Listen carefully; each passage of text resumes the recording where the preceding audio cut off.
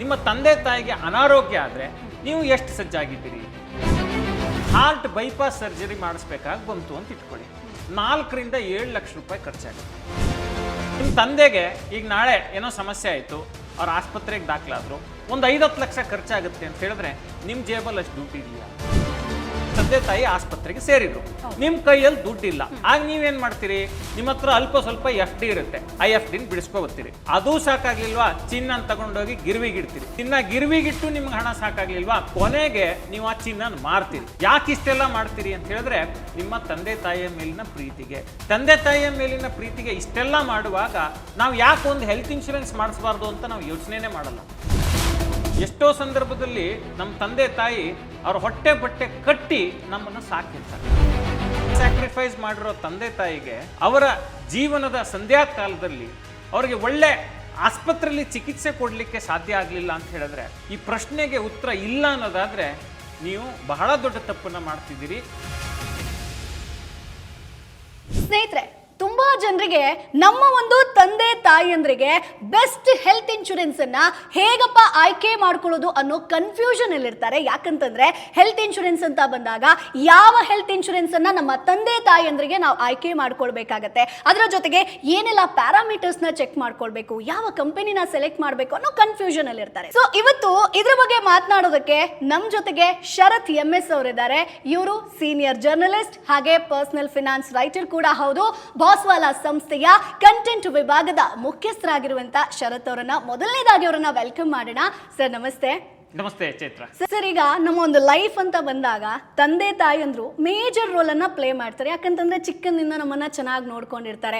ನಮ್ಗೇನಾದ್ರೂ ಹುಷಾರ್ ತಪ್ತು ಅಂತಂದ್ರೆ ಅವರೇ ನಮ್ಮನ್ನ ನೋಡ್ಕೊಳ್ಳೋದು. ಬಟ್ ಅವ್ರಿಗೋಸ್ಕರ ನಾವೇನಾದ್ರೂ ಮಾಡ್ತೀವಿ ಅಂತಂದ್ರೆ ಹೆಲ್ತ್ ಇನ್ಶೂರೆನ್ಸ್ ಅನ್ನ ಮಾಡ್ಕೊಳ್ಬೇಕು ಅಂತ ತುಂಬಾ ಜನ ಸಜೆಸ್ಟ್ ಮಾಡ್ತಾರೆ. ಆದ್ರೆ ಹೆಲ್ತ್ ಇನ್ಶೂರೆನ್ಸ್ ಅಂತ ಬಂದಾಗ ಹೇಗಪ್ಪ ಆಯ್ಕೆ ಮಾಡ್ಕೊಳ್ಳೋದು, ಪ್ರೀಮಿಯಂ ಜಾಸ್ತಿ ಇರುತ್ತೆ, ಹೇಗೆ ಕಂಪೇರ್ ಮಾಡೋದು ಅಂತ ಹೇಳ್ಕೊಂಡು, ಸೊ ನಮ್ಮ ಲೈಫಲ್ಲಿ ತಂದೆ ತಾಯಿ ಅಂದ್ರಿಗೆ ಒಂದು ಹೆಲ್ತ್ ಇನ್ಶೂರೆನ್ಸ್ ಅನ್ನ ಹೇಗೆ ಸೆಲೆಕ್ಟ್ ಮಾಡೋದು ಎಷ್ಟು ಇಂಪಾರ್ಟೆಂಟ್ ಇರುತ್ತೆ ಸರ್? ನೋಡಿ ಚೈತ್ರ, ನೀವು ಕೇಳಿದ್ರಿ ಹೆಲ್ತ್ ಇನ್ಶೂರೆನ್ಸ್ ಪೇರೆಂಟ್ಸ್ಗೆ ತುಂಬಾ ಇಂಪಾರ್ಟೆಂಟ್ ಅಲ್ವಾ ಅಂತ. ಡೌಟೇ ಇಲ್ಲ, ಅದರಲ್ಲಿ ಯಾವುದೇ ಅನುಮಾನ ಬೇಡ. ಹೆಲ್ತ್ ಇನ್ಶೂರೆನ್ಸ್ ಪೇರೆಂಟ್ಸ್ಗೆ ತುಂಬಾ ಇಂಪಾರ್ಟೆಂಟ್. ಆದ್ರೆ ನಮ್ಮ ಬಹುತೇಕ ಯುವಕರು ಅವರ ತಂದೆ ತಾಯಿಗೆ ಹೆಲ್ತ್ ಇನ್ಶೂರೆನ್ಸ್ ಅನ್ನ ಮಾಡೋದನ್ನ ಮರ್ತು ಬಿಡ್ತಾರೆ. ಇದರಿಂದ ಏನಪ್ಪ ಅವಾಂತರ ಆಗುತ್ತೆ ಅಂತ ಹೇಳಿದ್ರೆ, ಮೊದಲನೇದಾಗಿ ಈಗ ತಂದೆ ತಾಯಿ ಆಸ್ಪತ್ರೆಗೆ ಸೇರಿದ್ರು, ನಿಮ್ ಕೈಯಲ್ಲಿ ದುಡ್ಡಿಲ್ಲ, ಆಗ ನೀವೇನ್ ಮಾಡ್ತೀರಿ? ನಿಮ್ಮ ಹತ್ರ ಅಲ್ಪ ಸ್ವಲ್ಪ FD ಇರುತ್ತೆ, ಆ FD ಬಿಡಿಸ್ಕೊಬತ್ತೀರಿ. ಇನ್ನೆಲ್ಲೋ ಇನ್ವೆಸ್ಟ್ ಮಾಡಿರ್ತೀರಿ, ಮ್ಯೂಚುವಲ್ ಫಂಡ್ ಅಲ್ಲೋ ಎಲ್ಲೋ, ಅದನ್ನ ಬಿಡಿಸ್ತೀರಿ. ಸ್ಟಾಕ್ ಮಾರ್ಕೆಟ್ ಅಲ್ಪ ಸ್ವಲ್ಪ ದುಡ್ಡು ಹಾಕಿದ್ರೆ ಅದನ್ನ ಬಿಡಿಸ್ಕೋತೀರಿ. ಅದೂ ಸಾಕಾಗ್ಲಿಲ್ವಾ, ಚಿನ್ನ ತಗೊಂಡೋಗಿ ಗಿರ್ವಿಗಿಡ್ತೀರಿ. ಚಿನ್ನ ಗಿರ್ವಿಗಿಟ್ಟು ನಿಮ್ಗೆ ಹಣ ಸಾಕಾಗ್ಲಿಲ್ವಾ, ಕೊನೆಗೆ ನೀವು ಆ ಚಿನ್ನ ಮಾರ್ತೀರಿ. ಚಿನ್ನ ಮಾರಿದ ಮೇಲೂ ನಿಮ್ಗೆ ಹಣ ಸಾಕಾಗ್ಲಿಲ್ವಾ, ಕೊನೆಗೆ ನಿಮ್ಮ ಹತ್ರ ಇರೋ ಜಮೀನೋ ಏನೋ ಮಾರಕ್ಕೆ ಹೊರಡ್ತೀರಿ. ಯಾಕೆ ಇಷ್ಟೆಲ್ಲ ಮಾಡ್ತೀರಿ ಅಂತ ಹೇಳಿದ್ರೆ ನಿಮ್ಮ ತಂದೆ ತಾಯಿಯ ಮೇಲಿನ ಪ್ರೀತಿಗೆ. ತಂದೆ ತಾಯಿಯ ಮೇಲಿನ ಪ್ರೀತಿಗೆ ಇಷ್ಟೆಲ್ಲ ಮಾಡುವಾಗ ನಾವು ಯಾಕೆ ಒಂದು ಹೆಲ್ತ್ ಇನ್ಶೂರೆನ್ಸ್ ಮಾಡಿಸ್ಬಾರ್ದು ಅಂತ ನಾವು ಯೋಚನೆನೇ ಮಾಡಲ್ಲ. ಮತ್ತು ಏನು ಮಾಡ್ತೀವಿ ಹೆಲ್ತ್ ಇನ್ಶೂರೆನ್ಸ್ ಮಾಡಿಸದೇ ಇರೋದ್ರಿಂದ ಅಂತ ಹೇಳಿದ್ರೆ, ನೋಡಿ, ಈ ಅಪ್ಪರ್ ಮಿಡಲ್ ಕ್ಲಾಸಲ್ಲಿರೋರು ಮಿಡಲ್ ಕ್ಲಾಸಿಗೆ ಬರ್ತಾರೆ, ಮಿಡಲ್ ಕ್ಲಾಸಲ್ಲಿರೋರು ಲೋಯರ್ ಮಿಡಲ್ ಕ್ಲಾಸಿಗೆ ಬರ್ತಾರೆ, ಲೋಯರ್ ಮಿಡಲ್ ಕ್ಲಾಸಲ್ಲಿರೋರು ಪೂರ್ ಕ್ಲಾಸಿಗೆ ಬರ್ತಾರೆ, ಪೂರ್ ಕ್ಲಾಸಲ್ಲಿರೋರು ಕಡು ಬಡತನಕ್ಕೆ ಬಂದ್ಬಿಡ್ತಾರೆ. ಒಂದು ಹೆಲ್ತ್ ಇನ್ಶೂರೆನ್ಸ್ ಮಾಡಿಸದೇ ಇರೋದ್ರಿಂದ ಎಷ್ಟೆಲ್ಲ ಅವಾಂತರ ಆಗುತ್ತೆ ಅನ್ನೋದಕ್ಕೆ ಇದೊಂದು ನಿದರ್ಶನ. ಮತ್ತೆ ನಾವೀಗ ಹೇಳ್ತಿರೋದು ಏನೋ ಒಂದು ಕಟ್ಟು ಕತೆ ಅಲ್ಲ, ಎಷ್ಟೋ ಜನರ ಜೀವನದಲ್ಲಿ ಈ ರೀತಿ ಆಗಿರುತ್ತೆ, ರಿಯಾಲಿಟಿ ಸರ್. ಈಗ ನೋಡಿ, ಎಷ್ಟೋ ಸಂದರ್ಭದಲ್ಲಿ ನಮ್ಮ ತಂದೆ ತಾಯಿ ಅವ್ರ ಹೊಟ್ಟೆ ಬಟ್ಟೆ ಕಟ್ಟಿ ನಮ್ಮನ್ನು ಸಾಕಿರ್ತಾರೆ. ಹೌದಾ? ಅವ್ರು ಏನೇನೋ ಸ್ಯಾಕ್ರಿಫೈಸ್ಗಳನ್ನು ಮಾಡಿರ್ತಾರೆ. ನಾವು ಅಷ್ಟೆಲ್ಲ ಸ್ಯಾಕ್ರಿಫೈಸ್ ಮಾಡಿರೋ ತಂದೆ ತಾಯಿಗೆ ಅವರ ಜೀವನದ ಸಂಧ್ಯಾ ಕಾಲದಲ್ಲಿ ಅವರಿಗೆ ಒಳ್ಳೆ ಆಸ್ಪತ್ರೆಯಲ್ಲಿ ಚಿಕಿತ್ಸೆ ಕೊಡಲಿಕ್ಕೆ ಸಾಧ್ಯ ಆಗಲಿಲ್ಲ ಅಂತ ಹೇಳಿದ್ರೆ, ಅಷ್ಟು ಸಾಮರ್ಥ್ಯವನ್ನು ನಾವು ಬೆಳೆಸ್ಕೊಳ್ಳಿಲ್ಲ ಅಂತ ಹೇಳಿದ್ರೆ ಅದು ನಮ್ಮ ತಪ್ಪಲ್ವಾ ಸರ್? ಈಗ ನೀವು ಹೇಳ್ತಿದ್ದಂಗೆ ನನ್ಗೆ ಇನ್ನೊಂದು ನೆನಪಾಯ್ತು. ನಾರ್ಮಲ್ ಆಗಿ ತುಂಬಾ ಜನ ಹೇಳ್ತಾರೆ, ಈಗ ನಮಗೆ ಆಫೀಸಲ್ಲೇ ಹೆಲ್ತ್ ಇನ್ಶೂರೆನ್ಸ್ ಕೊಡ್ತಾರಪ್ಪ, ಸೊ ಅದರಲ್ಲೇ ನಮ್ಮ ಪೇರೆಂಟ್ಸ್ಗೂ ಮ್ಯಾನೇಜ್ ಆಗುತ್ತಲ್ವಾ, ಅದ್ರ ಜೊತೆಗೆ ಈಗ ಇನ್ಶೂರೆನ್ಸ್ ಅಂತ ಬಂದಾಗ ಏನೆಲ್ಲ ಕವರ್ ಆಗುತ್ತೆ, ಹೀಗೆ ಒಂದಷ್ಟು ಕನ್ಫ್ಯೂಷನ್ ಇದೆ. ಸೊ ಅದ್ರ ಬಗ್ಗೆ ಇನ್ಫಾರ್ಮೇಶನ್ ಕೊಡ್ಬೋದಾ ಸರ್? ಚೈತ್ರ, ನೀವು ಕೇಳಿದ ಎಲ್ಲ ಪ್ರಶ್ನೆಗಳಿಗೆ ನಾನು ಉತ್ತರ ಕೊಡ್ತೀನಿ. ಆದರೆ ಅದಕ್ಕಿಂತ ಮುಂಚೆ ಒಂದು ಇಂಟ್ರೆಸ್ಟಿಂಗ್ ಇನ್ಶೂರೆನ್ಸ್ ಪ್ಲಾಟ್ಫಾರ್ಮ್ ಬಗ್ಗೆ ನಾನು ಮಾತಾಡ್ತೀನಿ, ಡಿಟ್ಟೋ ಅಂತ ಹೇಳಿ. ಈ ಡಿಟ್ಟೋ ಅನ್ನೋದು ತುಂಬ ಪ್ರಾಮಾಣಿಕವಾಗಿ ಇನ್ಶೂರೆನ್ಸ್ ಬಗ್ಗೆ ಸಲಹೆಯನ್ನು ನೀಡುವಂತಹ ಪ್ಲಾಟ್ಫಾರ್ಮು. ಇಲ್ಲಿ ನೀವು ಫೋನ್ ಕಾಲನ್ನು ಬುಕ್ ಮಾಡಿ ನೀವು ಕಿರಿಕಿರಿ ಇಲ್ಲದೆ ಇನ್ಶೂರೆನ್ಸ್ ಸಲಹೆಯನ್ನು ಪಡ್ಕೋಬೋದು. ವಿಶೇಷ ಏನಪ್ಪ ಅಂತ ಹೇಳಿದ್ರೆ, ಇದೆಲ್ಲವೂ ಉಚಿತ. ನೀವು ಫೋನ್ ಕಾಲ್ ಮಾಡೋದಾಗಲಿ, ಸಲಹೆ ಪಡ್ಕೊಳ್ಳೋದಾಗಲಿ, ನಾಳೆ ದಿವಸ ಕ್ಲೇಮ್ ಬಂದರೆ ಅದಕ್ಕೆ ಸಪೋರ್ಟ್ ಆಗಲಿ, ಎಲ್ಲವೂ ಉಚಿತವಾಗಿ ಸಿಗುತ್ತೆ ಡಿಟೋ ಪ್ಲಾಟ್ಫಾರ್ಮ್ ಮೂಲಕ. ಮತ್ತೆ ಅವರು ಫೋನ್ ಮಾಡಿ ಕಿರಿಕಿರಿ ಕೊಡಲ್ಲ. ನೀವು ಕಾಲನ್ನು ಬುಕ್ ಮಾಡಿದ್ರೆ ಅವ್ರು ನಿಮಗೆ ಕಾಲನ್ನು ಮಾಡ್ತಾರೆ. ಅಷ್ಟೇ ಅಲ್ಲ, ಇದು ಝೀರೋದಾ ಬ್ಯಾಕ್ಡ್ ಕಂಪನಿ. ಇದು ಝೀರೋದಾ ಅನ್ನೋ ಇನ್ವೆಸ್ಟ್ಮೆಂಟ್ ಪ್ಲಾಟ್ಫಾರ್ಮ್ ಇದೆಯಲ್ಲ, ಅವರ ಬೆಂಬಲಿತ ಸಂಸ್ಥೆ ಇದು. ಹಾಗಾಗಿ ಈ ಪ್ಲಾಟ್ಫಾರ್ಮ್ ಅನ್ನು ನಾನು ರೆಕಮೆಂಡ್ ಮಾಡ್ತೀನಿ. ನಿಮ್ಮ ತಂದೆ ತಾಯಿಗೆ ಇನ್ಶೂರೆನ್ಸ್ ತಗೊಳ್ಳೋ ವಿಚಾರ ಆಗಲಿ ಅಥವಾ ನೀವು ಇನ್ಶೂರೆನ್ಸ್ ತಗೊಳ್ಳೋದಾಗ್ಲಿ, ಯಾವುದೇ ಅನುಮಾನಗಳಿದ್ರೆ ನಿಮ್ಮ ಪರ್ಸನಲ್ ಗೈಡ್ ತರ ಇವರು ನಿಮಗೆ ಸಲಹೆಯನ್ನು ಕೊಡ್ತಾರೆ. ಬಹಳ ಪ್ರಾಮಾಣಿಕವಾಗಿ, ಮುಕ್ತವಾಗಿ ನೀವು ಯಾವ ಇನ್ಶೂರೆನ್ಸ್ ಅನ್ನ ನೀವು ತಗೋಬೇಕು ಅನ್ನೋ ತೀರ್ಮಾನ ನಿಮ್ದೇ ಆಗಿರುತ್ತೆ. ಆದ್ರೆ ಏನ್ ಮಾಡಬೇಕು, ಏನ್ ಮಾಡಬಾರ್ದು, 108 ಟರ್ಮ್ಸ್ ಅಂಡ್ ಕಂಡೀಷನ್ಸ್ ಇರುತ್ತೆ ಇನ್ಶೂರೆನ್ಸ್ ನಲ್ಲಿ. ಅದೆಲ್ಲವನ್ನ ಅರಗಿಸ್ಕೊಂಡು ನಾವು ತೆಗೆದುಕೊಳ್ಳೋದು ಅಂತ ಹೇಳಿದ್ರೆ ತುಂಬಾ ಚಾಲೆಂಜಿಂಗ್ ಆಗುತ್ತೆ. ನಾನು ಕೂಡ ಪರ್ಸ್ನಲಿ ಈಗ ನೋಡಿ, ನಾನು ಹೆಲ್ತ್ ಇನ್ಶೂರೆನ್ಸ್ ಅನ್ನ ಸ್ವಿಚ್ ಮಾಡಬೇಕು, ಅದನ್ನ ಹೇಗೆ ಸ್ವಿಚ್ ಮಾಡಬೇಕು ಅನ್ನೋ ವಿಚಾರವಾಗಿ ನನಗೊಂದಷ್ಟು ಗೊಂದಲಗಳಿದ್ವು.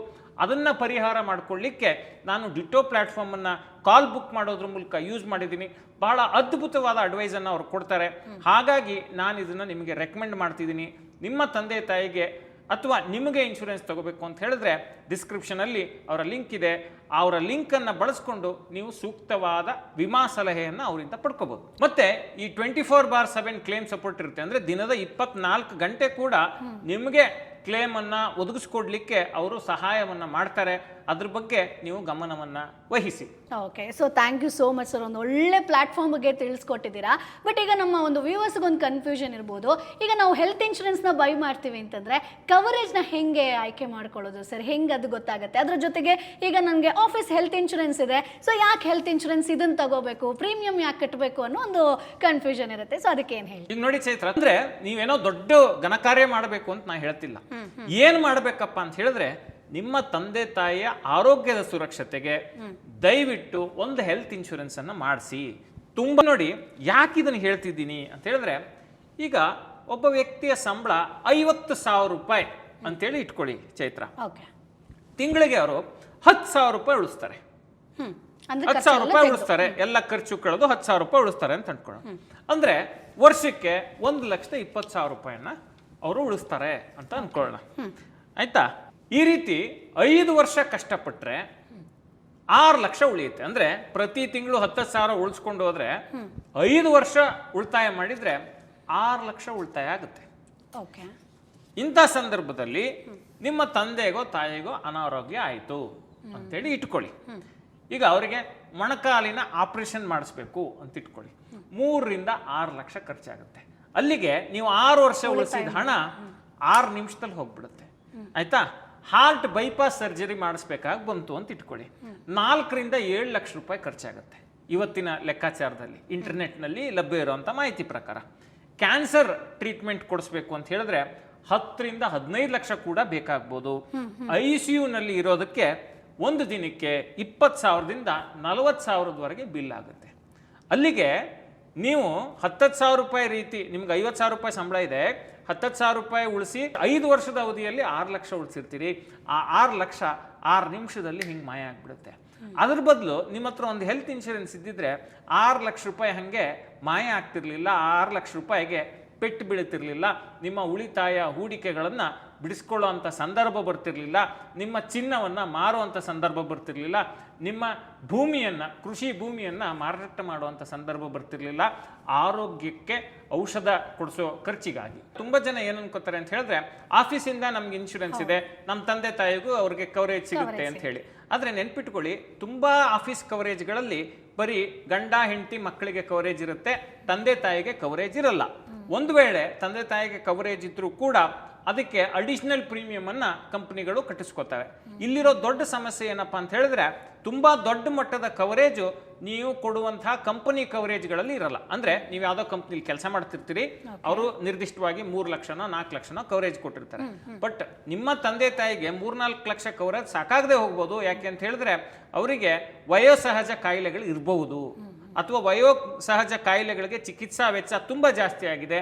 ಆ ಕಾರಣಕ್ಕೆ ನೀವು ಬರೀ ಆಫೀಸ್ ಇನ್ಶೂರೆನ್ಸನ್ನು ನೆಚ್ಕೊಳ್ಳೋಕ್ಕಾಗಲ್ಲ. ಇದಿಷ್ಟೇ ಅಲ್ಲ, ನೀವು ಕೆಲಸ ಬಿಟ್ಟು ಹೋದ್ರಿ, ಆಗ ಯಾರು ಕವರೇಜ್ ಕೊಡ್ತಾರೆ? ಅಥವಾ ನಿಮ್ಗೊಂದೆರಡು ತಿಂಗಳು ಕೆಲಸ ಇಲ್ಲ, ಆಗೆಲ್ಲ ಕವರೇಜ್ ಸಿಗುತ್ತೆ ನಿಮ್ಮ ತಂದೆ ತಾಯಿಗೆ? ಇಂಥ ಸಂದಿಗ್ಧ ಸ್ಥಿತಿ ಎದುರಾಗಬಾರ್ದು ಅಂತ ಹೇಳಿದ್ರೆ ದಯವಿಟ್ಟು ನಿಮ್ಮ ತಂದೆ ತಾಯಿಗೆ ವೈಯಕ್ತಿಕ ಹೆಲ್ತ್ ಇನ್ಶೂರೆನ್ಸ್ ಪಾಲಿಸಿಗಳನ್ನು ತೆಗೆದುಕೊಳ್ಳಿ. ಅವರ ವಯಸ್ಸಿಗೆ ತಕ್ಕಂಗೆ ಕವರೇಜನ್ನು ಪಡ್ಕೊಳ್ಳಿ. ಒಂದು ವರ್ಷಕ್ಕೆ ಪ್ರೀಮಿಯಂ 40,000 45,000 50,000 ಆಗ್ಬೋದು ನಿಮ್ಮ ತಂದೆ ತಾಯಿಗೆ. ಆದರೆ ಈ 40-50,000 ಪ್ರೀಮಿಯಂ ಆಗ್ಬಿಡುತ್ತೆ ಅಂತ ಹೇಳಿ 5 ಲಕ್ಷನ ಒಂದೇ ಸತಿ ಕಳ್ಕೊಳ್ಳೋ ಅಂತ ತಪ್ಪನ್ನು ಮಾಡ್ಕೊಳಕ್ಕೆ ಹೋಗ್ಬೇಡಿ. 40-50,000 ಪ್ರೀಮಿಯಂ ಆದರೂ ಪರವಾಗಿಲ್ಲ. ಹೆಲ್ತ್ ಇನ್ಶೂರೆನ್ಸ್ ಅನ್ನೋದು ತಂದೆ ತಾಯಿಗೆ ತುಂಬ ಮುಖ್ಯವಾದ ವಿಚಾರ. ಅದರಲ್ಲಿ ಕಾಂಪ್ರಮೈಸ್ ಆಗಬೇಡಿ. ದುಡ್ಡನ್ನೆಲ್ಲ ಆಸ್ಪತ್ರೆ ಕಟ್ಟೋ ಬದಲು ದುಡ್ಡಲ್ಲಿ ನಿಮ್ಮ ತಂದೆ ತಾಯಿಯ ಆರೋಗ್ಯಕ್ಕೆ ಸಲುವಾಗಿ ಒಂದು ಹೆಲ್ತ್ ಇನ್ಶೂರೆನ್ಸ್ ಪ್ರೀಮಿಯಮನ್ನು ಮಾಡ್ಕೊಳ್ಳಿ. ಅದರಿಂದ ನಿಮಗೆ ದೊಡ್ಡ ಅನುಕೂಲ ಖಂಡಿತ ಆಗುತ್ತೆ. ಸರ್, ಈಗ ನನಗೆ ಇನ್ನೊಂದು ಡೌಟ್ ಬರ್ತಾ ಇದೆ. ಈಗ ನಾನು ಇನ್ಶೂರೆನ್ಸ್ನ ಆಯ್ಕೆ ಮಾಡ್ಕೊಳ್ತೀನಿ ಅಂತಂದ್ರೆ ಅದರಲ್ಲಿ ಏನೆಲ್ಲ ಕವರ್ ಆಗುತ್ತೆ ಸರ್, ಅದ್ರ ಬಗ್ಗೆ ಹೇಳ್ಬೋದಾ? ನೋಡಿ ಚೈತ್ರ, ಈಗ ಹೆಲ್ತ್ ಇನ್ಶೂರೆನ್ಸ್ ಅಂದರೆ ಏನು ನೋಡಪ್ಪ, ನೀನೊಂದು 15,000ನೋ 20,000ನೋ ಕಟ್ಟು ವರ್ಷಕ್ಕೆ, ನಿನ್ನ ಏಜಿಗೆ ತಕ್ಕಂಗೆ ನಾನು ನಿನಗೆ 5 ಲಕ್ಷನೋ 8 ಲಕ್ಷನೋ 10 ಲಕ್ಷನೋ ನಾವು ಏನು ಒಪ್ಪಂದ ಮಾಡ್ಕೊಂಡಿರ್ತೀವಿ ಎಷ್ಟು ಕವರೇಜ್ ಕೊಡ್ತೀವಿ. ನಿಮಗೆ ಏನಾದರೂ ಆರೋಗ್ಯ ಸಮಸ್ಯೆ ಆದರೆ ನಿನ್ನ ಜೇಬಿಂದ ನೀನು ದುಡ್ಡು ಕೊಡಬೇಡ, ನಾನು ಇನ್ಶೂರೆನ್ಸ್ ಕಂಪ್ನಿಯಿಂದ ನಿನ್ನ ಆರೋಗ್ಯ ಖರ್ಚನ್ನು ನಾವು ನೋಡ್ಕೋತೀವಿ ಅನ್ನೋದು ಒಂದು ಒಪ್ಪಂದ. ಇಷ್ಟು ಬಹುತೇಕರಿಗೆ ಗೊತ್ತಿದೆ. ಆದರೆ ಇದಲ್ದೇನೆ ಸಾಕಷ್ಟು ಕವರೇಜ್ಗಳನ್ನು ಹೆಲ್ತ್ ಇನ್ಶೂರೆನ್ಸ್ಗಳು ಕೊಡ್ತವೆ, ಪ್ರೊವೈಡೆಡ್ ನಾವು ಸೂಕ್ತವಾದ ಆರೋಗ್ಯ ವಿಮೆಯನ್ನು ಖರೀದಿ ಮಾಡಿದ್ರೆ. ಅಡ್ಮಿಟ್ ಆಗೋ ಮೊದಲು ಡಾಕ್ಟರ್ ಕನ್ಸಲ್ಟೇಷನ್ನು ಮತ್ತು ಮಾಡಿಸೋ ಟೆಸ್ಟ್ಗಳನ್ನು ಹೆಲ್ತ್ ಇನ್ಶೂರೆನ್ಸ್ ಕವರೇಜ್ ಮಾಡುತ್ತೆ. ಸರಿಯಾಗಿ ನಾವು ತಿಳ್ಕೊಂಡು ಅದನ್ನು ಪಡ್ಕೋಬೇಕು. ಹಾಸ್ಪಿಟಲ್ ಚಿಕಿತ್ಸೆ, ಹಾಸ್ಪಿಟಲಲ್ಲಿ ನಾವು ಈಗ ಅಡ್ಮಿಟ್ ಆಗ್ತೀವಿ. ಅಡ್ಮಿಟ್ ಆದಂತಹ ಸಂದರ್ಭದಲ್ಲಿ ಏನು ಚಿಕಿತ್ಸೆ ಕೊಡಬೇಕು, ಹಾಸ್ಪಿಟಲೈಸೇಷನ್ ಅಂತ ಇದನ್ನ ಇನ್ಶೂರೆನ್ಸ್ ಟರ್ಮಲ್ಲಿ ಕರೀತಾರೆ. ಮತ್ತೆ ಸರ್ಜರಿ ತನಕ ಏನಿರುತ್ತೆ ಆ ಕವರೇಜ್ಗಳನ್ನು ಅವರು ಕೊಡ್ತಾರೆ. ಬೆಡ್ ಚಾರ್ಜಿಂದ ಹಿಡ್ಕೊಂಡು ಸರ್ಜರಿ ತನಕ. ಮತ್ತೆ ಡಿಸ್ಚಾರ್ಜ್ ಆದ ಮೇಲೆ ಮನೆಗೆ ಬಂದ ಮೇಲೆ ತಗುಲುವ ಮಾತ್ರೆ ಮತ್ತೆ ಪೋಷಣೆ ಚಿಕಿತ್ಸೆ ಇದೆಲ್ಲದಕ್ಕೂ ಕವರೇಜ್ ಅನ್ನು ಕೊಡ್ತವೆ ಒಳ್ಳೆ ಆರೋಗ್ಯ ವಿಮೆಗಳು. ಡಯಾಗ್ನೋಸ್ಟಿಕ್ ಟೆಸ್ಟ್, ಈಗ ಸ್ಕ್ಯಾನಿಂಗ್ ಮಾಡಿಸ್ತೀವಿ, ಎಕ್ಸ್ರೇ ಮಾಡಿಸ್ತೀವಿ, ಲ್ಯಾಬ್ ಟೆಸ್ಟ್ ಮಾಡ್ತೀವಿ, ಅದನ್ನು ಕೂಡ ಕವರೇಜ್ ಮಾಡ್ತವೆ. ಮತ್ತೆ ಡೇ ಕೇರ್ ಸರ್ಜರಿ, 24 ಗಂಟೆ ಹಾಸ್ಪಿಟಲ್ನಲ್ಲಿ ಇರೋ ಅವಶ್ಯಕತೆ ಇಲ್ಲದಂತ ಕೆಲವು ಸರ್ಜರಿಗಳಿರ್ತವೆ. ಇವಾಗ ಮಾಡಿಬಿಟ್ಟು ಇನ್ನೊಂದು 5 ಗಂಟೆ ಆದ್ಮೇಲೆ ಡಿಸ್ಚಾರ್ಜ್ ಮಾಡ್ತೀವಿ ಅಂತಾರೆ. ಆ ರೀತಿ ಕವರೇಜ್ ಅನ್ನು ಕೂಡ ಈ ಒಳ್ಳೆ ಆರೋಗ್ಯ ವಿಮೆಗಳು, ನಿಮ್ಮ ಪೋಷಕರಿಗೆ ಮಾಡಿಸುವಂತ ಒಳ್ಳೆ ರೀತಿಯ ಆರೋಗ್ಯ ವಿಮೆಗಳು ಕವರೇಜ್ ಮಾಡ್ತವೆ. ಅದನ್ನ ತಿಳ್ಕೊಂಡು ನೀವು ಮುಂದುವರಿಬೇಕು. ನೋಡಿ, ಈ ಸಣ್ಣ ಪುಟ್ಟ ಕವರೇಜ್ಗಳನ್ನು ನಾವು ಯಾಕೆ ಪಡ್ಕೋಬೇಕಾಗುತ್ತೆ ಅಂತ ಹೇಳಿದ್ರೆ, ಈ ಸಣ್ಣ ಸಣ್ಣ ಖರ್ಚುಗಳು ನಮ್ಮ ಜೇಬ್ನಲ್ಲಿ ದೊಡ್ಡ ತೂತನ್ನ ಮಾಡ್ತವೆ. ಅದನ್ನ ಅವಾಯ್ಡ್ ಮಾಡಬೇಕು ಅಂತ ಹೇಳಿದ್ರೆ ಸೂಕ್ತ ರೀತಿಯ ಹೆಲ್ತ್ ಇನ್ಶೂರೆನ್ಸ್ ಅನ್ನು ನಮ್ಮ ಪೋಷಕರಿಗೆ ಪಡೆದುಕೊಳ್ಳುವಂಥದ್ದು ಅಗತ್ಯ ಅಷ್ಟೇ ಅಲ್ಲ, ಅನಿವಾರ್ಯ ಕೂಡ ಹೌದು. ಓಕೆ, ಬಟ್ ಸರ್, ಈಗ ಒಂದು ಹೆಲ್ತ್ ಇನ್ಶೂರೆನ್ಸ್ ಅನ್ನ ನಮ್ಮ ತಂದೆ ತಾಯಂದ್ರಿಗೋಸ್ಕರ ನಾವು ಬೈ ಮಾಡ್ತೀವಿ ಅಂತಂದ್ರೆ ಒಂದಷ್ಟು ಅಂಶಗಳನ್ನ ಫಾಲೋ ಮಾಡಬೇಕು ಅಂತ ಹೇಳ್ತಾರೆ. ಏನೆಲ್ಲ ಅಂಶಗಳನ್ನ ನಾವು ಚೆಕ್ ಮಾಡಬೇಕು ಸರ್? ನೋಡಿ, ಈ ಹೆಲ್ತ್ ಇನ್ಶೂರೆನ್ಸ್ ತಗೊಳ್ಳುವಾಗ ನಮ್ಮ ತಂದೆ ತಾಯಿಗೆ ಗಮನಿಸಬೇಕಾಗಿರೋ ಮೊದಲನೇ ಅಂಶ ಏನಪ್ಪಾ ಅಂತ ಹೇಳಿದ್ರೆ ಅಡಿಕ್ವೇಟ್ ಕವರೇಜ್. ಸಾಕಷ್ಟು ಕವರೇಜ್ ಅನ್ನ ತಗೋಬೇಕು. ತುಂಬಾ ಜನ ಏನ್ ತಪ್ಪು ಮಾಡ್ತಾರೆ, 3 ಲಕ್ಷ 5 ಲಕ್ಷ 6 ಲಕ್ಷ ಕವರೇಜ್ ತಗೋತಾರೆ. ಆದ್ರೆ ಇವತ್ತಿನ ಆಸ್ಪತ್ರೆ ವೆಚ್ಚಗಳು ತುಂಬಾ ಜಾಸ್ತಿ ಆಗ್ತಿವೆ. ಇನ್ಫ್ಲೇಷನ್ ಎಷ್ಟಿದೆ, ಬೆಲೆ ಏರಿಕೆ ಎಷ್ಟಾಗ್ತಿದೆ ಆಸ್ಪತ್ರೆಯಲ್ಲಿ ಅಂತ ಹೇಳಿದ್ರೆ 12ರಿಂದ 13%, 14% ವರೆಗೆ ಮೆಡಿಕಲ್ ಖರ್ಚುಗಳು ವರ್ಷದಿಂದ ವರ್ಷಕ್ಕೆ ಜಿಗಿತಾ ಇವೆ. ಇಂಥ ಸಂದರ್ಭದಲ್ಲಿ ನಾವು 3ರಿಂದ 5 ಲಕ್ಷ ಕವರೇಜ್ ತಗೊಂಡ್ರೆ ಏನಕ್ಕೂ ಸಾಕಾಗಲ್ಲ. ಮಿನಿಮಮ್ 10 ಲಕ್ಷ, ಗರಿಷ್ಠ 25 ಲಕ್ಷದವರೆಗೂ ತೆಗೆದುಕೊಳ್ಳುವಂತ ಅವಶ್ಯಕತೆ ಇವತ್ತಿನ ದಿನಗಳಲ್ಲಿದೆ.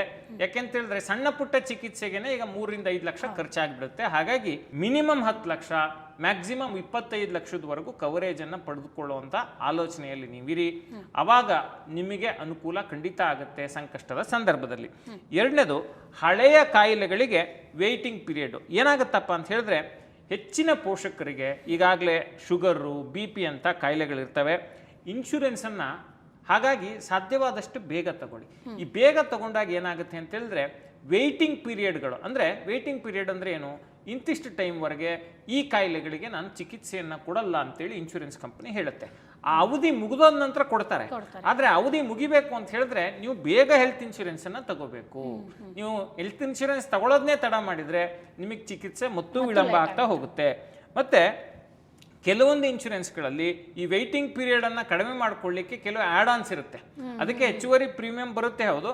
ಆದರೆ ಆಡ್ ಆನ್ಸ್ ಇದ್ದಾಗ ನೀವು ಅದನ್ನು ತೆಗೆದುಕೊಂಡು ಹೋದ್ರೆ ನಿಮಗೆ ವೇಟಿಂಗ್ ಪೀರಿಯಡ್ ಕೂಡ ಕಡಿಮೆ ಆಗ್ಬಿಡುತ್ತೆ. ಇದ್ರ ಬಗ್ಗೆ ಕೂಡ ನೀವು ಗಮನವನ್ನು ಕೊಡಬೇಕು. ವೇಟಿಂಗ್ ಪೀರಿಯಡ್ ಬೇಗ ಮುಗಿಬೇಕು ಅಂತ ಹೇಳಿದ್ರೆ ಬೇಗ ಹೆಲ್ತ್ ಇನ್ಶೂರೆನ್ಸ್ ತಗೋಬೇಕು. ಇಲ್ಲ ವೇಟಿಂಗ್ ಪೀರಿಯಡನ್ನು ಇನ್ನೂ ಕಮ್ಮಿ ಮಾಡ್ಕೋಬೇಕು ಅಂತ ಹೇಳಿದ್ರೆ ಒಂದಿಷ್ಟು ಆ್ಯಡ್ ಆನ್ಸನ್ನು ಪರಿಗಣಿಸಿ ಇದ್ರ ಬಗ್ಗೆ ತಜ್ಞರ ಸಲಹೆಯನ್ನು ಪಡೀರಿ. ಮತ್ತೆ ಹೆಲ್ತ್ ಇನ್ಶೂರೆನ್ಸನ್ನು ತೆಗೆದುಕೊಳ್ಳುವಾಗ ಯಾವ ಕಂಪ್ನಿಯಿಂದ ತಗೋತೀರಿ ಅನ್ನೋದು ತುಂಬ ಮುಖ್ಯ ಆಗುತ್ತೆ. ಯಾಕೆ ಅಂತ ಹೇಳಿದ್ರೆ ಎಷ್ಟು ನೆಟ್ವರ್ಕ್ ಇದೆ, ಅವರ ಹಾಸ್ಪಿಟಲ್ ನೆಟ್ವರ್ಕ್ ಎಷ್ಟಿದೆ. ಈಗ ಕ್ಯಾಶ್ಲೆಸ್ ನೀವು ಹೋಗ್ತೀರಿ, ನೀವು ಹೆಲ್ತ್ ಇನ್ಶೂರೆನ್ಸ್ ಕಾರ್ಡ್ ಕೊಟ್ಟ ತಕ್ಷಣ ಅವರು ಚಿಕಿತ್ಸೆ ಕೊಡೋಕ್ಕೆ ಮುಂದಾಗ್ತಾರೆ. ಅಂಥ ಹಾಸ್ಪಿಟಲ್ಗಳ ಜೊತೆ ಎಷ್ಟು ಹಾಸ್ಪಿಟಲ್ಗಳ ಜೊತೆ ನಿರ್ದಿಷ್ಟ ನೀವು ತೆಗೆದುಕೊಳ್ಳುತ್ತಿರುವಂಥ ಇನ್ಶೂರೆನ್ಸ್ ಕಂಪನಿ ಟೈಅಪ್ ಆಗಿದೆ ಅನ್ನೋದು ತುಂಬ ಮುಖ್ಯ ಆಗುತ್ತೆ. ಇದನ್ನ ನೀವು ಗಮನಿಸ್ಕೋಬೇಕು. ಸುಮ್ಮನೆ ಒಂದು ಕಮ್ಮಿ ಹಾಸ್ಪಿಟಲ್ ನೆಟ್ವರ್ಕ್ ಇರುವಂಥದ್ದು ನೋಡಿ, ಈ ಹಾಸ್ಪಿಟ್ಲಲ್ಲಿ ನಾವು ಚಿಕಿತ್ಸೆ ಕೊಡಲ್ಲ, ಈ ಹಾಸ್ಪಿಟ್ಲಲ್ಲಿ ನಾವು ಚಿಕಿತ್ಸೆ ಕೊಡಲ್ಲ ಅನ್ನೋ ಥರದ ಹಾಸ್ಪಿಟ್ಲ್ಗಳ ಸಂಖ್ಯೆ ಎಲ್ಲಿ ಕಮ್ಮಿ ಇರುತ್ತೋ ಅಂಥ ಇನ್ಶೂರೆನ್ಸ್ ಕಂಪ್ನಿಯಿಂದ ನೀವು ಇನ್ಶೂರೆನ್ಸನ್ನು ತಗೊಳ್ಳಿ. ನೆಟ್ವರ್ಕ್ ಹಾಸ್ಪಿಟಲ್ಸ್ ಅನ್ನೋದು ತುಂಬ ಇಂಪಾರ್ಟೆಂಟ್ ಆಸ್ಪೆಕ್ಟ್. ಈಗ ಈ ನೆಟ್ವರ್ಕ್ ಹಾಸ್ಪಿಟಲ್ ಇಲ್ಲದೆ ಇರೋ ಕಡೆ ಏನಾಗುತ್ತೆ ಅಂತ ಹೇಳಿದ್ರೆ, ಅಂಥ ಇನ್ಶೂರೆನ್ಸ್ ನೀವು ತಗೊಂಡ್ರೆ ನೀವು ಕೈಯಿಂದ ಫಸ್ಟ್ ದುಡ್ಡು ಕಟ್ಟಿ ಆಮೇಲೆ ಕ್ಲೇಮ್ ತಗೋಬೇಕಾಗತ್ತೆ. ಅದು ನಿಮಗೆ ಹೈರಾಣ ಬಿಡ್ತೀರಿ ನೀವು. ಹಾಗಾಗಿ ಆದಷ್ಟು ಈ ಕ್ಯಾಶ್ಲೆಸ್ ನೆಟ್ವರ್ಕ್ ಹಾಸ್ಪಿಟಲ್ಗಳು ಜಾಸ್ತಿ ಇರುವಂಥ ಇನ್ಶೂರೆನ್ಸನ್ನು ನೀವು ಗಣನೆಗೆ ತಗೊಳ್ಳಿ. ಮತ್ತೆ ತಂದೆ ತಾಯಿಗೆ ಹೆಲ್ತ್ ಇನ್ಶೂರೆನ್ಸನ್ನು ತೆಗೆದುಕೊಳ್ಳುವಾಗ ಈ ಹಿಡನ್ ರಿಸ್ಟ್ರಿಕ್ಷನ್ಸ್ ಬಗ್ಗೆ ನಾವು ಎಚ್ಚರಿಕೆಯನ್ನು ವಹಿಸಬೇಕು. ಏನಪ್ಪ ಹಿಡನ್ ರಿಸ್ಟ್ರಿಕ್ಷನ್ಸ್ ಅಂತ ಹೇಳಿದ್ರೆ, ಈ ಕೋಪೆ ಅಂತೇಳಿ ಇರುತ್ತೆ. ಈಗ ನಿಮಗೆ 1 ಲಕ್ಷ ರೂಪಾಯಿ ಕ್ಲೇಮ್ ಮಾಡ್ತೀರಿ ಅಂತ ಇಟ್ಕೊಳ್ಳಿ. ನಿಮ್ಮ ತಂದೆ ತಾಯಿಗೆ ಅಥವಾ ಯಾರಿಗೋ ಸಮಸ್ಯೆ ಆಗುತ್ತೆ, ಅವ್ರನ್ನ ಆಸ್ಪತ್ರೆಗೆ ದಾಖಲಿಸ್ತೀವಿ, 1 ಲಕ್ಷ ರೂಪಾಯಿ ಕ್ಲೇಮ್ ಬರುತ್ತೆ. ಅಂಥ ಸಂದರ್ಭದಲ್ಲಿ ಇನ್ಶೂರೆನ್ಸ್ ಕಂಪನಿ ಒಂದು ಗೌಪ್ಯ ನಿಬಂಧನೆಯನ್ನು ವಿಧಿಸಿರುತ್ತೆ. ಏನಪ್ಪ ಅದು ಅಂತ ಹೇಳಿದ್ರೆ, 1 ಲಕ್ಷ ರೂಪಾಯಿ ಕ್ಲೇಮ್ ಬಂದರೆ ನಾನು 70,000 ಕೊಡ್ತೀನಿ, ನೀನು 30,000 ನಿನ್ನ ಕೈಯಿಂದ ಕಟ್ಟು ಅಂತೇಳಿ ಹೇಳುತ್ತೆ. ಏನು ಮಾಡ್ತಾರೆ ಅಂತ ಹೇಳಿದ್ರೆ, ಪ್ರೀಮಿಯಂ ಕಮ್ಮಿ ಮಾಡಲಿಕ್ಕೆ ಈ ರೀತಿಯ ತಂತ್ರಗಳನ್ನು ಇನ್ಶೂರೆನ್ಸ್ ಕಂಪ್ನಿಗಳು ಬಳಸ್ತವೆ. ಹಾಗಾಗಿ ಕೋಪೆ ಕ್ಲಾಸ್ ಇರುವಂಥ ಇನ್ಶೂರೆನ್ಸನ್ನು ನೀವು ತಗೋಬೇಡಿ ಸಾಧ್ಯವಾದಷ್ಟು. ಎರಡನೇದೇನಪ್ಪ ಅಂತ ಹೇಳಿದ್ರೆ, ರೂಮ್ ರೆಂಟ್ ಲಿಮಿಟ್. ಈಗ ನೀವು ಆಸ್ಪತ್ರೆಗೆ ಸೇರಿಕೊಳ್ಳುವಾಗ ಬಹಳ ಮುಖ್ಯವಾಗಿ ಏನಪ್ಪ ಅಂತ ಹೇಳಿದ್ರೆ, ನೀವು ಜನರಲ್ ವಾರ್ಡಲ್ಲಿ ಇರ್ತೀರಾ, ಸ್ಪೆಷಲ್ ವಾರ್ಡಲ್ಲಿ ಇರ್ತೀರಾ, ಸೆಮಿ ಸ್ಪೆಷಲ್ ವಾರ್ಡಲ್ಲಿ ಇರ್ತೀರಾ, ಡಿಲಕ್ಸ್ ವಾರ್ಡಲ್ಲಿ ಇರ್ತೀರಾ, ಈ ರೀತಿ ಅಷ್ಟೇ ನಮಗೆ ಗೊತ್ತು. ಆದರೆ ಅವ್ರು ಅದನ್ನು ರೂಮ್ ರೆಂಟ್ ಲಿಮಿಟ್ ಅಂತ ಮಾಡ್ಬಿಟ್ಟಿರ್ತಾರೆ. ನೀವು ಆಸ್ಪತ್ರೆಗೆ ಸೇರಿದ್ರೆ ನೀವು ಈ 5,000 ಅಥವಾ 3,000 ಲಿಮಿಟ್ ಇರೋ ರೂಮಲ್ಲೇ ಇರಬೇಕು ಅನ್ನೋ ಒಂದು ಇದನ್ನ ಹಾಕ್ತಾರೆ. ನೀವೇನ್ ಮಾಡ್ತೀರಾ, ರೂಮ್ ಚೆನ್ನಾಗಿದೆಯಲ್ಲ, ಹೆಂಗು ಹೆಲ್ತ್ ಇನ್ಶೂರೆನ್ಸ್ ಇದೆಯಲ್ಲ, ನಾನು ಸೇರ್ಕೊಬಿಡ್ತೀನಿ, ನಂಗೆ ಡಿಲಕ್ಸ್ ರೂಮೇ ಕೊಡಿ ಅಂತ ನೀವು ತಗೊಂಡ್ರಿ ಅಂತ ಹೇಳಿದ್ರೆ, ನಿಮ್ಮ ರೂಮ್ ರೆಂಟ್ ಮಿತಿ 3,000 ಅಥವಾ 5,000ದಲ್ಲಿ ಇರಲಿಲ್ಲ, ಆ ರೂಮ್ನ ರೆಂಟ್ನ ಮಿತಿ 10,000 ರೂಪಾಯಿ ಇತ್ತು ಅಂತ ಹೇಳಿದ್ರೆ ಇನ್ಶೂರೆನ್ಸ್ ಕಂಪನಿ ಪೂರ್ತಿ ಕವರೇಜನ್ನು ಕೊಡಲ್ಲ. ನೀವು ಜಾಸ್ತಿ ಖರ್ಚಿನ ರೂಮ್ಗೆ ಹೋಗಿದ್ದೀರಿ, ಅರ್ಧ ದುಡ್ಡನ್ನು ಮಾತ್ರ ನಾನು ನಿಮಗೆ ಕೊಡ್ತೀನಿ, ಇನ್ನು ಅರ್ಧ ದುಡ್ಡು ನೀವು ಕೈಯಲ್ಲಿ ಕಟ್ಟಿ ಅಂತ ಹೇಳುತ್ತೆ. ಸೊ ಹಾಗಾಗಿ ರೂಮ್ ರೆಂಟ್ ಮಿತಿ ಇಲ್ಲದ ಇನ್ಶೂರೆನ್ಸ್ ಅನ್ನ ಪರಿಗಣಿಸಿ. ಮತ್ತೆ ಡಿಸೀಸ್ ಸ್ಪೆಸಿಫಿಕ್ ಲಿಮಿಟ್ಸ್. ಏನಪ್ಪ, ನೀವು ಇನ್ಶೂರೆನ್ಸ್ 10 ಲಕ್ಷಕ್ಕೆ ಕವರೇಜ್ ತಗೊಂಡಿರ್ತೀರಾ ಅಂತ ಇಟ್ಕೊಳ್ಳಿ. ಆದ್ರೆ ಒಂದು ಕ್ಲಾಸ್ ಏನಿರುತ್ತಪ್ಪ ಅಂತ ಹೇಳಿದ್ರೆ, ನೀವು ಹಾರ್ಟ್ ಸಂಬಂಧ ಚಿಕಿತ್ಸೆ ಬಂದ್ರೆ ನೀವು ಬರೀ 3 ಲಕ್ಷ ಕವರೇಜ್ ಕೊಡ್ತೀವಿ ಅಂತೇಳಿ ಹೇಳಿರ್ತಾರ ಅವರು ಹಿಡನ್ ಆಗಿ. ಅವಾಗ ಏನಾಗುತ್ತೆ, ನೀವು ಅನ್ಕೊಂಡಿರ್ತೀರಿ 10 ಲಕ್ಷ ಕವರೇಜ್ ಇದೆ ಅಂತ ಹೇಳಿ, ಆದ್ರೆ ಹಾರ್ಟಿಗೆ ಸಂಬಂಧಪಟ್ರೆ ನಾವು ಬರೀ 3 ಲಕ್ಷ ಕವರೇಜ್ ಕೊಡ್ತೀವಿ ಅಂತೇಳಿ ಒಂದು ಒಳಗಡೆ ಕ್ಲಾಸ್ ಸೇರಿಸಿರ್ತಾರೆ. ಇಂಥ ಸಂದರ್ಭದಲ್ಲಿ ಏನಾಗುತ್ತೆ, ಹೆಲ್ತ್ ಇನ್ಶೂರೆನ್ಸ್ ಇದ್ದು ಇಲ್ದಂಗೆ ಆಗ್ಬಿಡುತ್ತೆ. ಈ ರೀತಿಯ ಕ್ಲಾಸ್ಗಳನ್ನು ಇಲ್ಲದೆ ಇರುವಂತಹ ಇನ್ಶೂರೆನ್ಸನ್ನು ನೀವು ದಯವಿಟ್ಟು ಪರಿಗಣಿಸಿ. ಮತ್ತೆ ಟ್ಯಾಕ್ಸ್ ಬೆನಿಫಿಟ್ ಏನಪ್ಪ ಸಿಗುತ್ತೆ ನಮ್ಮ ತಂದೆ ತಾಯಿಗೆ ಹೆಲ್ತ್ ಇನ್ಶೂರೆನ್ಸ್ ತಗೊಂಡಾಗ ಅಂತ ಹೇಳಿದ್ರೆ, ಸೆಕ್ಷನ್ 80D ಅಡಿಯಲ್ಲಿ ಇನ್ಕಮ್ ಟ್ಯಾಕ್ಸ್ ರಿಬೇಟ್ ಅನ್ನು ಕೊಡ್ತಾರೆ. ಅದರ ಅನುಕೂಲವನ್ನು ಪಡ್ಕೋಬಹುದು. ಮತ್ತೆ ಇತ್ತೀಚೆಗೆ ಹೆಲ್ತ್ ಇನ್ಶೂರೆನ್ಸ್ ಮೇಲೆ GST ಅನ್ನ 0 ಮಾಡಿದ್ದಾರೆ, ಶೂನ್ಯ ಮಾಡಿದ್ದಾರೆ. ಹಾಗಾಗಿ ಪ್ರೀಮಿಯಂ ಕೂಡ ಸ್ವಲ್ಪ ಕಡಿಮೆ ಆಗಿದೆ. ಇದನ್ನ ಗಮನಿಸ್ಕೊಳ್ಳಿ. ನಿಮ್ಮ ತಂದೆ ತಾಯಿಗೆ ಹೆಲ್ತ್ ಇನ್ಶೂರೆನ್ಸ್ ಅನ್ನ ಆದಷ್ಟು ಬೇಗ ನೀವು ಮಾಡ್ಕೊಳ್ಳುವಂತ ಪ್ರಯತ್ನ ಮಾಡಿ. ಇನ್ನು ಕೆಲವರು ಕೇಳ್ತಾರೆ, ಯಾವ್ಯಾವುದು ಜನಪ್ರಿಯ ಪ್ಲಾನ್ಗಳು, ನಾವು ಇದೇ ಪ್ಲಾನ್ ಬೆಸ್ಟ್ ಅಂತ ಹೇಳ್ತಿಲ್ಲ, ಆದ್ರೆ ಜನರು ಕನ್ಸಿಡರ್ ಮಾಡ್ತಿರುವಂಥ ಪ್ಲಾನ್ಗಳು ಯಾವುದು ಅಂತ ನಾವು ಹೋದಾಗ HDFC ಎರ್ಗೋ ಆಪ್ಟಿಮಾ ಸೆಕ್ಯೂರ್ ಅಂತೇಳಿ ಇದೆ, ಅದನ್ನ ಪೇರೆಂಟ್ಸ್ಗೆ ಕನ್ಸಿಡರ್ ಮಾಡ್ತಿದ್ದಾರೆ. ಕೇರ್ ಸುಪ್ರೀಂ ಅಂತೇಳಿ ಒಂದು ಪಾಲಿಸಿ ಇದೆ, ಅದನ್ನ ಕನ್ಸಿಡರ್ ಮಾಡ್ತಿದ್ದಾರೆ. ಆದಿತ್ಯ ಬಿರ್ಲಾ ಆಕ್ಟಿವ್ 1 ಮ್ಯಾಕ್ಸ್ ಅಂತೇಳಿ ಒಂದು ಪಾಲಿಸಿ ಇದೆ, ಅದನ್ನ ಕನ್ಸಿಡರ್ ಮಾಡ್ತಿದ್ದಾರೆ. ಆದರೆ ನೀವು ಇದರಲ್ಲಿ ಅಧ್ಯಯನ ಮಾಡಿ ಇದನ್ನ ತಿಳ್ಕೊಂಡು ನೀವು ಖರೀದಿ ಮಾಡಬೇಕು. ಗೊತ್ತಾಗ್ಲಿಲ್ಲ ಅಂತ ಹೇಳಿದ್ರೆ ಡಿಟ್ಟೋ ಥರದ ಪ್ಲಾಟ್ಫಾರ್ಮ್ಗಳ ಮೂಲಕ ಸಲಹೆಯನ್ನು ಪಡೆದು ಮುಂದುವರಿಬೇಕು. ಸುಮ್ಮನೆ ಬ್ಲೈಂಡ್ ಆಗಿ ಹೋಗ್ಬಿಟ್ಟು ಈ ಕಂಪ್ನಿ ಇನ್ಶೂರೆನ್ಸ್ ತಗೊಬಿಡ್ತೀನಿ ಅಂತ ಮಾಡಬೇಡಿ. ಅದರಿಂದ ನೀವು ಕೈ ಸುಟ್ಕೊಳ್ಳೋ ಸಾಧ್ಯತೆ ಜಾಸ್ತಿ ಇರುತ್ತೆ. ಒಂದು ಹೆಲ್ತ್ ಇನ್ಶೂರೆನ್ಸ್ ತೆಗೆದುಕೊಳ್ಳುವಾಗ ಹಲವು ಫ್ಯಾಕ್ಟರ್ಸ್ ಇರುತ್ತೆ. ಪ್ರೀಮಿಯಮ್ಮು, ನಿಮ್ಮ ಹೆಲ್ತ್ ಕಂಡೀಷನ್ನು, ಅದರಲ್ಲಿರೋ ಫೆಸಿಲಿಟೀಸು, ಅದರಲ್ಲಿರೋ ಕ್ಲಾಸಸ್ಸು, ಇದೆಲ್ಲವನ್ನು ನೋಡಬೇಕಾಗತ್ತೆ. ಸುಮ್ಮನೆ ಬ್ಲೈಂಡ್ ಆಗಿ ಬೋರ್ಡ್ ನೋಡಿಬಿಟ್ಟು ಹೆಲ್ತ್ ಇನ್ಶೂರೆನ್ಸ್ ತಗೋಬೇಡಿ. ಮತ್ತೆ ಸರಿಯಾದ ಹೆಲ್ತ್ ಇನ್ಶೂರೆನ್ಸ್ ಪ್ಲಾನ್ ಅಂತ ಹೇಳಿದ ತಕ್ಷಣ ನಾವು ಹೇಳಿದೀವಲ್ಲ, ಆ 3 ಹೆಸರನ್ನೇ ನೆಚ್ಕೊಂಡು ಖರೀದಿ ಮಾಡಬೇಕು ಅಂತಲ್ಲ. ನಿಮ್ಮ ಪೋಷಕರ ವಯಸ್ಸೇನಿದೆ, ಅವರ ಆರೋಗ್ಯ ಸ್ಥಿತಿಗತಿ ಏನಿದೆ, ಅವರು ಈ ಹಿಂದೆ ಯಾವೆಲ್ಲ ಆರೋಗ್ಯ ಸಮಸ್ಯೆಗಳು ಎದುರಾಗಿವೆ, ನಿಮ್ಮ ಬಜೆಟ್ ಏನು, ಇದೆಲ್ಲವನ್ನ ಪರಿಗಣಿಸಿ ಒಂದು ಹೆಲ್ತ್ ಇನ್ಶೂರೆನ್ಸನ್ನು ಆಯ್ಕೆ ಮಾಡಬೇಕಾಗತ್ತೆ. ಅಂಥ ಪ್ರಶ್ನೆ ನಿಮಗೆ ಬಂದಾಗ ನೀವು ಡಿಟ್ಟೋ ಥರದ ಪ್ಲ್ಯಾಟ್ಫಾರ್ಮ್ಗಳನ್ನು ನೀವು ಸಂಪರ್ಕ ಮಾಡ್ಬೋದು. ಡಿಸ್ಕ್ರಿಪ್ಷನಲ್ಲಿ ನಾವು ಲಿಂಕನ್ನು ಕೊಟ್ಟಿದ್ದೀವಿ, ಅವರ ಲಿಂಕನ್ನು ಬಳಸ್ಕೊಂಡು ನೀವು ಫ್ರೀ ಕಾಲನ್ನು ಬುಕ್ ಮಾಡ್ಬೋದು. ಬಹಳ ಸಲೀಸಾಗಿ ಯಾವುದೇ ಕಿರಿಕಿರಿ ಮಾಡದೆ ನಿಮಗೆ ಗೊಂದಲಗಳನ್ನು ನಿವಾರಿಸ್ತಾರೆ. ಹೆಲ್ತ್ ಇನ್ಶೂರೆನ್ಸ್ ಯಾವ್ದು ತಗೋಬೇಕು ಅಥವಾ ಬೇರೆ ಯಾವ ರೀತಿಯ ಇನ್ಶೂರೆನ್ಸ್ಗಳನ್ನು ನೀವು ಖರೀದಿ ಮಾಡುವಾಗಲೂ ಕೂಡ ಈ ಪ್ಲಾಟ್ಫಾರ್ಮನ್ನು ನೀವು ಮಾನ್ಯ ಮಾಡ್ಬೋದು, ಇದನ್ನು ನೀವು ಪರಿಗಣಿಸ್ಬೋದು. Thank you so much sir. ಈಗ ಒಂದು ಹೆಲ್ತ್ ಇನ್ಶೂರೆನ್ಸ್ ಅಂತ ಬಂದಾಗ ಅದರಲ್ಲೂ ಕೂಡ ತಂದೆ ತಾಯಿಯಂದ್ರಿಗೆ ಹೆಲ್ತ್ ಇನ್ಶೂರೆನ್ಸನ್ನು ಮಾಡ್ಕೊಳ್ತೀವಿ ಅಂತಂದರೆ ಹೆಲ್ತ್ ಇನ್ಶೂರೆನ್ಸಲ್ಲಿ ಏನೆಲ್ಲ ಅಂಶಗಳನ್ನು ಪರಿಗಣಿಸಬೇಕು, ಕವರೇಜ್ ಯಾವ ಥರ ಇರುತ್ತೆ, ಸೊ ಇವೆಲ್ಲದ್ರ ಬಗ್ಗೆ ಸಾಕಷ್ಟು ಮಾಹಿತಿಯನ್ನು ತಿಳಿಸ್ಕೊಟ್ರಿ. ಅದ್ರ ಜೊತೆಗೆ ನನಗೆ ಇನ್ನೊಂದು ಇಷ್ಟ ಆಗಿದ್ದು ಒಂದು ಪ್ಲಾಟ್ಫಾರ್ಮ್ ಬಗ್ಗೆ ಕೂಡ ತಿಳಿಸ್ಕೊಟ್ರಿ. ಸೊ ಡಿಟ್ಟೋ ಅನ್ನೋ platform. So thank you so much sir. ನಮ್ಮ ವ್ಯೂವರ್ಸ್ಗೆ ಒಂದಷ್ಟು ಇನ್ಫಾರ್ಮೇಷನ್ ಸಿಕ್ಕಿರುತ್ತೆ ಅಂತ ಅನ್ಕೊಳ್ತೀನಿ. So thank you sir. Thank you. So ನೋಡಿದ್ರಲ್ವಾ ಸ್ನೇಹಿತರೆ, ಈಗ ಒಂದು ಹೆಲ್ತ್ ಇನ್ಶೂರೆನ್ಸ್ ಅಂತ ಬಂದಾಗ ಅದು ಕೂಡ ನಿಮ್ಮ ತಂದೆ ತಾಯಿಯಂದ್ರಿಗೆ ನೀವು ಈಗಲೇ ಹೆಲ್ತ್ ಇನ್ಶೂರೆನ್ಸ್ ಅನ್ನ ಮಾಡ್ಕೋತೀರಾ ಅಂತಂದ್ರೆ ಡಿಟ್ಟೋ ಅನ್ನುವಂಥ ಪ್ಲಾಟ್ಫಾರ್ಮ್ ಥ್ರೂ ನೀವು ನಿಮ್ಮ ಒಂದು ಫ್ರೀ ಕಾಲನ್ನು ನೀವು ಬುಕ್ ಮಾಡ್ಕೊಳ್ಬೋದು. ಚಾನೆಲ್ನ ಡಿಸ್ಕ್ರಿಪ್ಷನಲ್ಲಿ ಲಿಂಕನ್ನು ಹಾಕಿರ್ತೀವಿ, ಅದನ್ನು ಕ್ಲಿಕ್ ಮಾಡೋ ಮುಖಾಂತರ ನೀವು ನಿಮ್ಮ ಒಂದು ಫ್ರೀ ಕಾಲನ್ನು ಇಲ್ಲೇ ನೀವು ಬುಕ್ಕಿಂಗನ್ನು ಮಾಡ್ಕೊಳ್ಬೋದು. ಸೊ ಈ ವಿಡಿಯೋ ನಿಮಗೆ ಯೂಸ್ಫುಲ್ ಆಗಿರುತ್ತೆ ಅಂತ ಅನ್ಕೊಳ್ತೀನಿ. ಈ ವಿಡಿಯೋನ ಒಂದಷ್ಟು ಜನರಿಗೆ ಶೇರ್ ಮಾಡೋದನ್ನ ಮರಿಬೇಡಿ, ಯಾಕಂತಂದ್ರೆ ಈಗಲೂ ಕೂಡ ತಂದೆ ತಾಯಿಯಂದ್ರಿಗೆ ಹೆಲ್ತ್ ಏನಾದರೂ ಒಂದು ಎಮರ್ಜೆನ್ಸಿ ಬಂತು ಅಂತಂದ್ರೆ ನಾವು ತಿಂಗಳ ಒಂದಷ್ಟು ಸಂಬಳವನ್ನ ದುಡ್ದಿರ್ತೀವಿ, ಅದನ್ನ ಹಾಕಿದ್ರೂ ಕೂಡ ಅವರನ್ನ ಉಳಿಸ್ಕೊಳ್ಳಕ್ಕಾಗದೇ ಇರುವಂತಹ ಪರಿಸ್ಥಿತಿ ಕೂಡ ಬಂದಿರುತ್ತೆ. ಸೊ ಹಾಗೆ ಆಗಬಾರ್ದು ಅಂತಂದ್ರೆ ಈ ವಿಡಿಯೋನ ಒಂದಷ್ಟು ಜನರಿಗೆ ಶೇರ್ ಮಾಡಿ, ಅವ್ರಿಗೂ ಕೂಡ ಯೂಸ್ಫುಲ್ ಆಗುತ್ತೆ. ಮುಂದಿನ ವಿಡಿಯೋದಲ್ಲಿ ಮತ್ತಷ್ಟು ಮಾಹಿತಿ ಜೊತೆ ನಾನು ನಿಮ್ಮ ಮುಂದೆ ಹಾಜರಿರ್ತೀನಿ. ಅಲ್ಲಿವರೆಗೂ tata bye bye. Boss Wala. Be the boss.